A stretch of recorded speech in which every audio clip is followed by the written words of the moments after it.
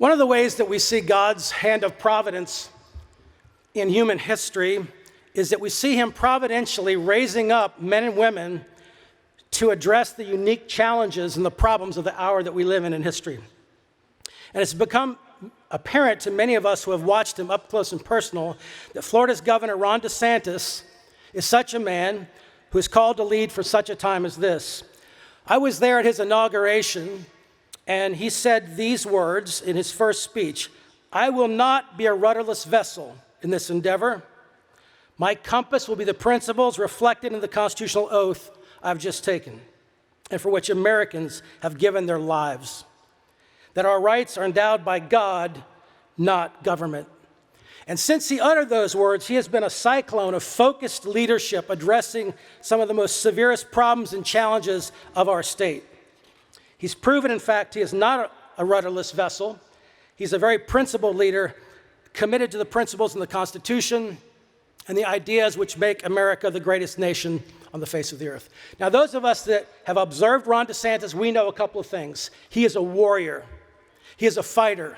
He is strategic. He's not random. He's thoughtful. He's tough. And he's serious-minded about holding and supporting everything that we hold dear and fighting back everything that is evil. C.S. Lewis, in The Abolition of Man, in his first chapter, refers to a phrase called men without chess. Ladies and gentlemen, I can assure you that Ron DeSantis is not a man without a chess. From our perspective, the banner that hangs over his work and his governor's rule has been this: protecting children, born and unborn. And it's really seriously hard in this day and age to find men and women in public life who are very solid in their convictions, but are also gracious and have wisdom and temperance and restraint and know when to pull a punch. My father's favorite verse was Ecclesiastes 3. There's a time and a place for everything. Ron DeSantis understands that. And with Ron DeSantis, there's no mystery, there's no shadows, there's no double talk, there's no three-dimensional chess. He is what he says he is. And when he says he's going to do something, I'll tell you this: he will do everything he can in his power to do it. You can guarantee that. Over 1,000 people are moving to Florida every day. And one of the major reasons is because of the bold, principled, and courageous leadership found in the executive branch of government in Florida. Just the other day, I was at church. I met a new couple, and I chatted with him. He's from New York, and he said, "I moved here just a year ago." I said, "Why did you move here?" And he had no clue who I was or what I did. He literally said to me, "This might sound crazy, but I moved here because of Ron DeSantis." And we've seen this over and over again. Morton Blackwell has a laws of public policy process, and one of them, number 26, is personnel as policy. And this is the one I want you to understand. Governor DeSantis' administration is 100% solid, from the chief of staff to the general counsel to the policy director, for the interns. These are all solid, pro-life, consistent conservatives. That's a really big deal. He also knows how to transform, not just signing pieces of paper. He knows how to transform institutions. He's transformed our educational system. He's transformed our courts. We have the most conservative, textualist, reliable Supreme Court in the entire country. He's overhauled state agencies, and he's even restrained woke corporations like Disney that just happen to be in Florida. You're welcome. He's literally changing the rules of the game and changing the nature of the institution in Florida, which we are absolutely thrilled about. And the only thing that's better than Ron DeSantis is sitting right in front of me, and that's Casey DeSantis. She is the rock behind the rock. And let me tell you something, there's going to be no wavering like with the Bush wives. Oh, we believe crazy things after the fact. She is a remarkable woman, and she's behind a remarkable man. Governor DeSantis has shown remarkable courage and commitment to protecting our faith, protecting our children, restoring our economic well-being, and defending our first liberties. Ladies and gentlemen, would you please join me in giving a warm welcome to Florida's governor, also known as America's governor, Ron DeSantis.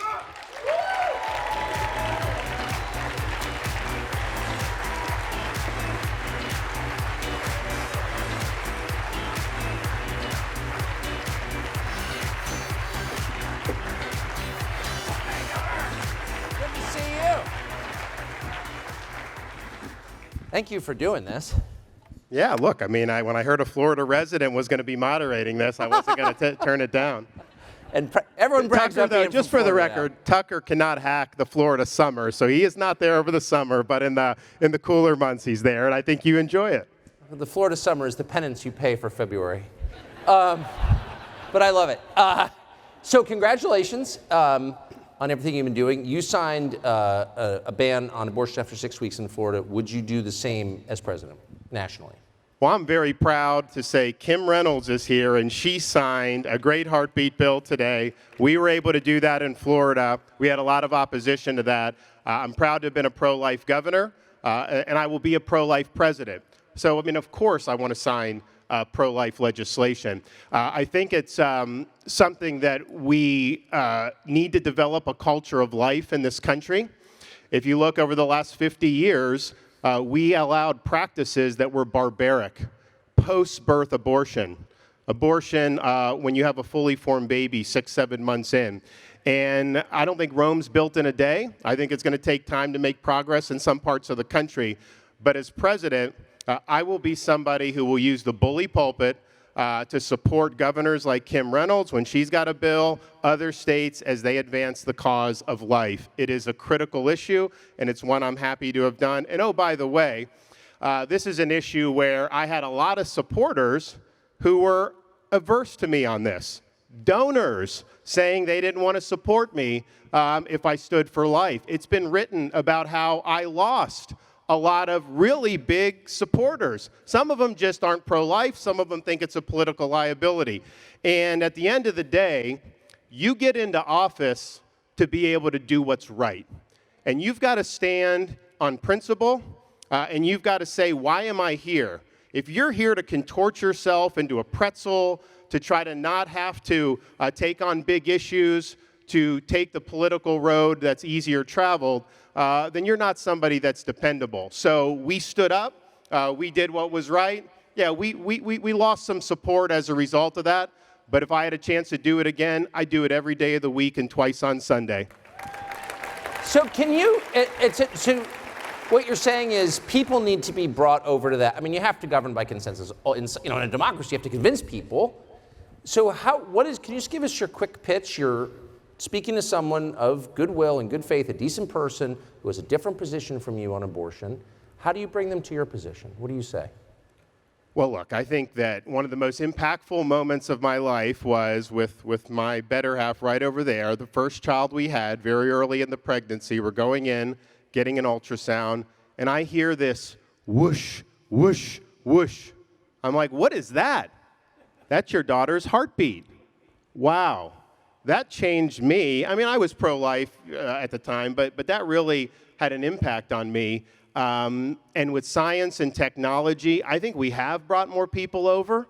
But at the end of the day, to do what Governor Reynolds just signed, or what we did in Florida, a baby that has a detectable heartbeat, that is a life. And we're better off when everybody counts. We're better off when everybody's given a chance. And so we should stand for life. Amen. So, I don't know if this is like too parochial to bring up here, but all of America is moving to Florida, so this is like an issue.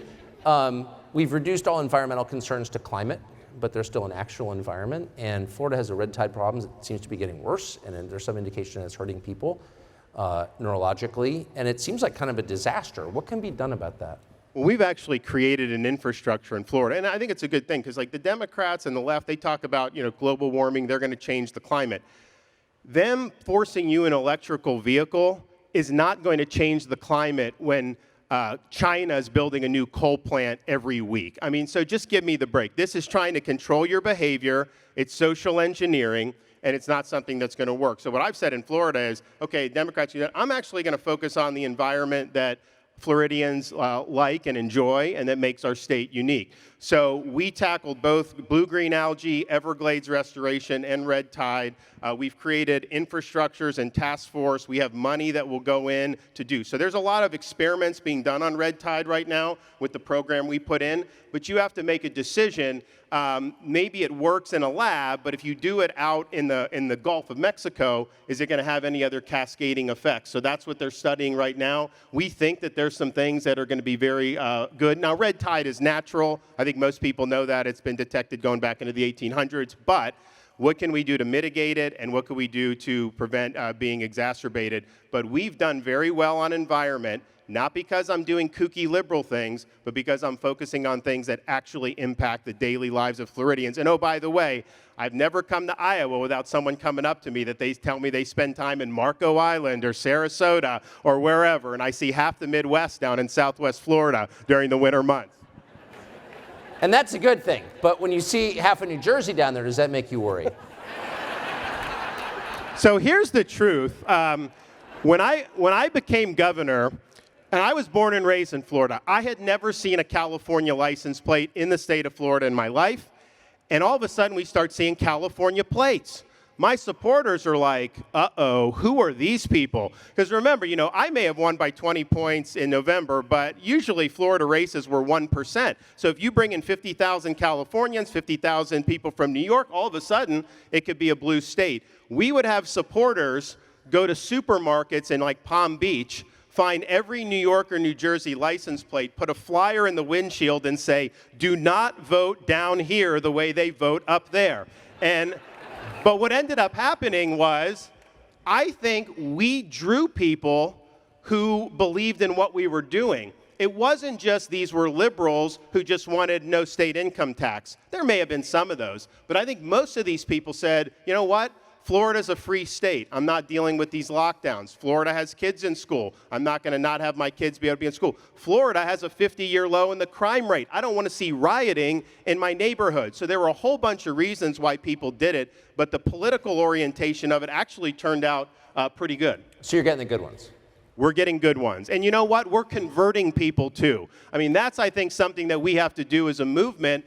You can't just preach only to the choir. I want to get some other people who may not have voted Republican in the past and get them on our team, and we've done that in Florida in record numbers, and I think it can be done across the country. We're up against a movement that is parroting woke ideology, that their message to the American people is that men can get pregnant. Really?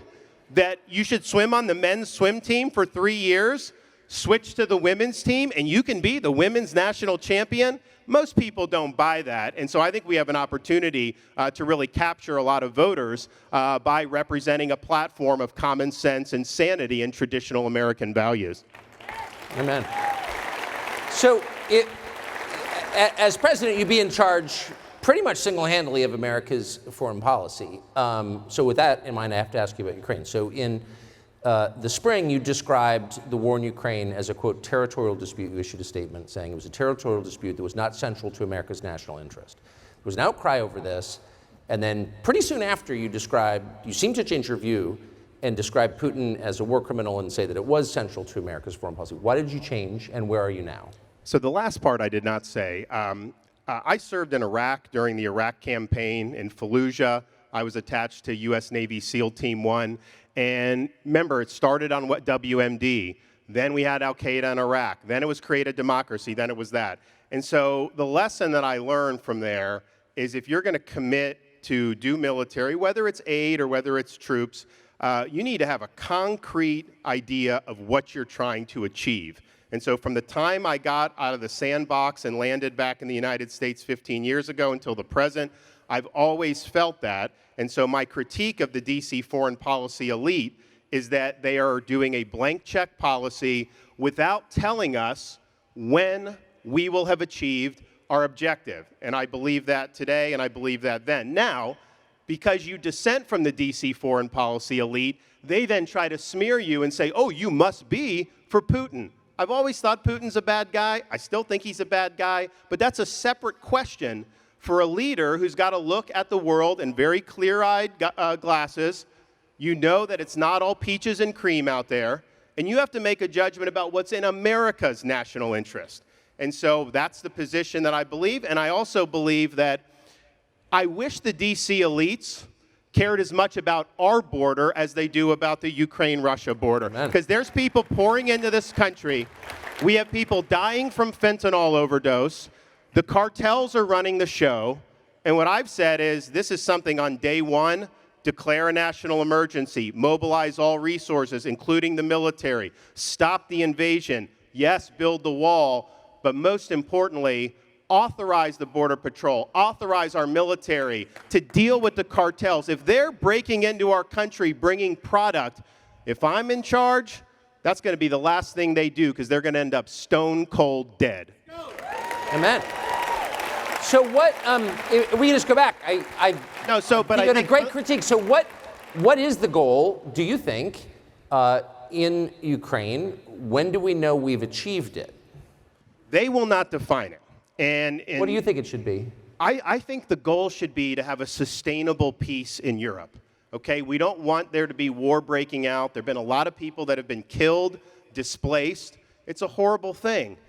But you have to provide an articulation of where you're going to go to get there. And my fear is right now is they're basically doing an open-ended conflict. This is going to be a multi-year quagmire. There's going to be a lot of people that are going to die, and there's not going to be much facts change on the ground. And the dispute at this point, or the war at this point, is not whether Ukraine's government is going to fall. They're fighting over territory on the far eastern part of the country between Russia and Ukraine, and that's kind of where this is at. So the question is, okay, how do you get that to where we can stop this? And also, from our national interest, this is humiliating for our country that we're running out of ammunition. They're now trying to mobilize troops, U.S. troops, to go to Europe when we have a major threat in the Indo-Pacific, the Chinese Communist Party, who they're basically given a free pass to.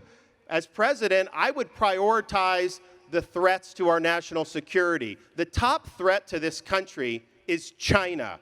It's China's ambitions, it's China's industrial capacity, it's the CCP's ability to pollute our culture, impact our universities. Incidentally, in Florida, we got rid of the Confucius Institutes that they put in universities. We cracked down on them being able to do research dollars to our universities, and we banned any purchase of land by the CCP in the state of Florida. So given here's that the thing, though. You have to do what's based on our interests. You can't subcontract out our interests to a foreign leader. You can't want it to go on because it'll be good for defense contractors or, globalist investors. It's all about what's in our interests. And I think we're basically in a situation with our foreign policy. We're providing a blanket security to Europe. They're not paying their fair share, and we're not doing what we need to do to project power in the Pacific. At the end of the day, the CCP respects hard power. And I'm concerned that because a strong America can deter conflict, I think a weak America may be on the path to inviting conflict with China. And if we continue to be weak abroad and allow our culture to deteriorate here at home, we can have a situation where our kids or grandkids are studying, memorizing 37 different pronouns in Mandarin, and we can't have that. So we've got to do better as a country. We need to reverse the decline of this country because it is happening very, very quickly. So you inherit this mess a year and a half from now, say, and let's just say it's static, it's where it is right now. What do you do about it? How do you act? One, Europe needs to do more. This is their backyard.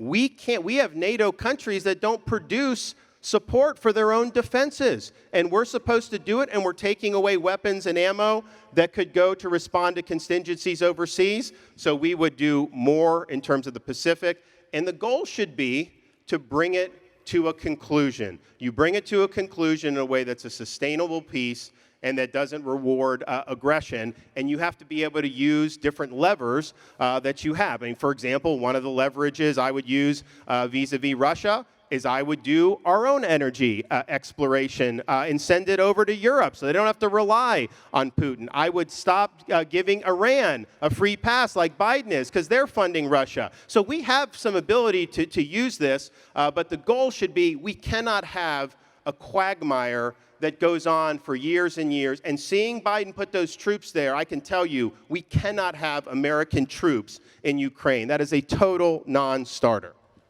So why, I mean, you've got a whole Congress, and there are a ton of Republicans there. They claim they run the House. I haven't heard anybody say that. Why? Well, no, I think some of them tried to say that there should be. Yeah, they lost badly. I think they got 33 votes. They did, but I think there are some people that said you need to define the mission before you're able to send any American tax dollars over. And oh, by the way, they haven't even been able to account for all this. So we don't know who's coming across the southern border. We don't know where all the money sent to Ukraine is gone. We don't know whose cocaine it was in the White House. I mean, what's your guess on that? I'm sorry, I mean... Let me put it this way. We have issues in Florida with parents' rights, and they're trying to put pornography in the schools. I think a lot of you have seen this. It's sad that this is the case. We allow the parents to blow the whistle. You can get it out. And our message to people has basically been like, look, adult material does not belong in a 5th grade classroom. You know, if you want to see the pornography, just check out Hunter's laptop. I'm sure you can have that till your heart's content. Is that available in your schools? Hopefully not. My kids are older, I don't know. So how concerned are you that in the wake of whatever the next economic disruption that we're going to face is, and everyone kind of feels like maybe there's something coming, that will wind up with digital currency issued by the central bank? Well, if I am the president on day one, we will nix central bank digital currency. Done, dead, not happening in this country. In the state of Florida, because the Fed has been talking about this. Oh, yeah. And what the Fed said was, well, you know, we wouldn't do it without consulting the legislative and executive branches. Ideally, we would get a law passed. No, no, no, no. That's not how the Constitution says. It's only ideal that you get a law passed. You would have to get a law passed. I don't think Congress would pass that. So I think the Fed may try to do something unilaterally. So what we did in Florida is we basically passed a law that says we do not recognize CBDC in the state of Florida. And I think other states are probably going to follow suit. That will jam their ability to do it through executive action. They don't have authority to do it. There'd be lawsuits and everything. For those who don't know what CBDC is, what they want to do, and this is tied in with like Davos, World Economic Forum, all these people. They want the Fed, they want to get rid of cash. They want no cryptocurrency. And they want this to be the sole form of legal tender. And they have said this publicly at like Davos and these other places. It will allow them to prohibit, quote, undesirable purchases like fuel and ammunition. And so the minute you give them the power to do this, they are going to impose a social credit system on this country. CBDC is a massive threat to American liberty. On January 20th, 2025, it goes to the ash heap of history in this country. So if you were to become president, and previous presidents have discovered this, so you and the vice president too, but you're the only elected leaders in an executive branch that's the largest human organization in history. Millions of people, okay, work for you. And a lot of them just hate you because they're all partisan Democrats. And they work to subvert you from day one. And again, we've just seen this at scale. What do you do about that? Like, what do you do about the FBI or the CIA or agencies that are heavily armed and have intel capacities that you don't have, and like they're vast? How do you manage that? With me, on day one, you get a new director of the FBI. We need that. That's going to happen. So I think a couple things. One, there are thousands of positions in the executive branch that are appointed by the president.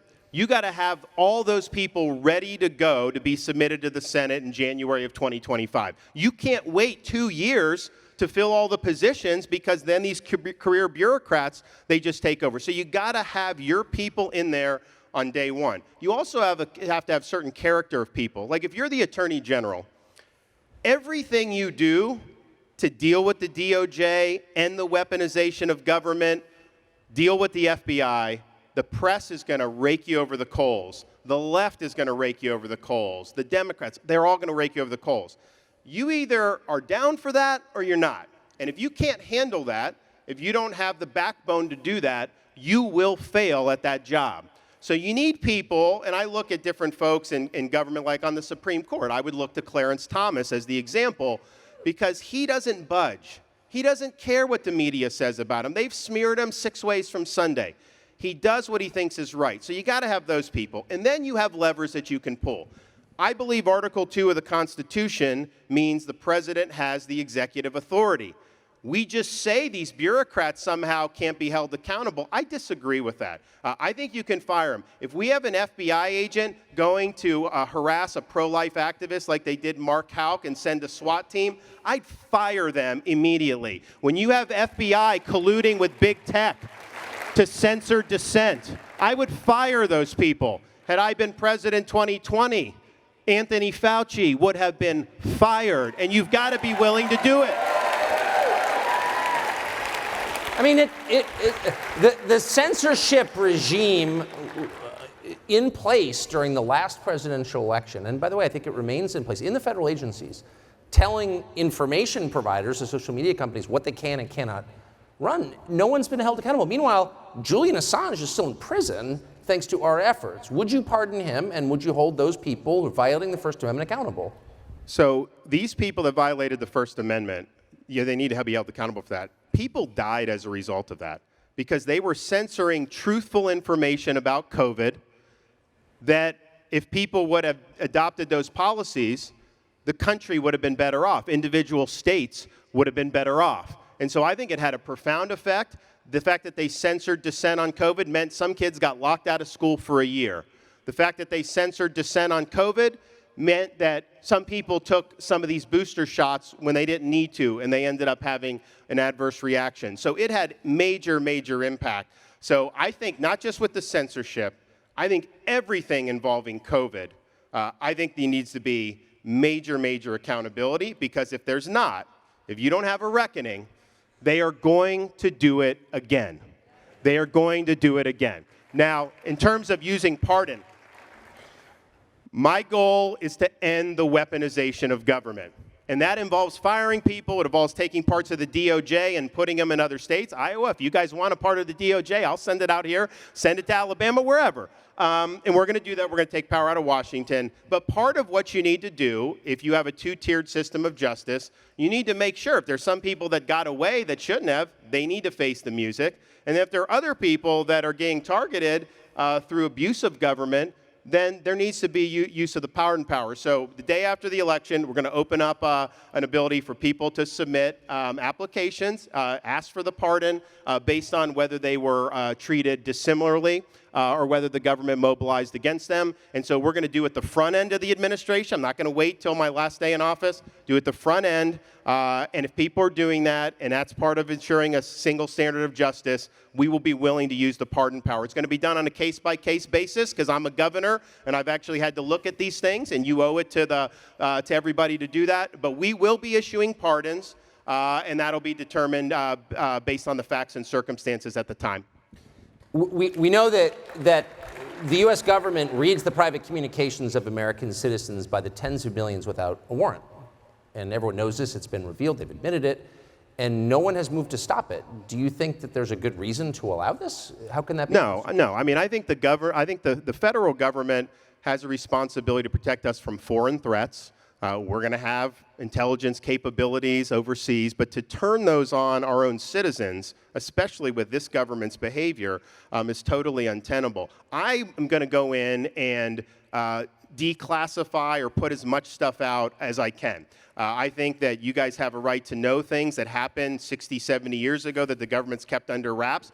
Now, obviously, obviously, if things that are more recent, if there's stuff, I mean, you have to make those judgments. But my default is going to be that they're going to have a high burden to justify why it shouldn't be public for some of these main things that we all talk about that have occurred in the past, because the government uses classification as a way to evade accountability for itself. I think there is a legitimate use of classified information, but it's like what should be classified and what actually is like so much more, and so it's all about protecting their power. But it's a huge, huge problem in how they've conducted this, and to turn the government on the American people, that's the Founding Fathers' worst nightmare.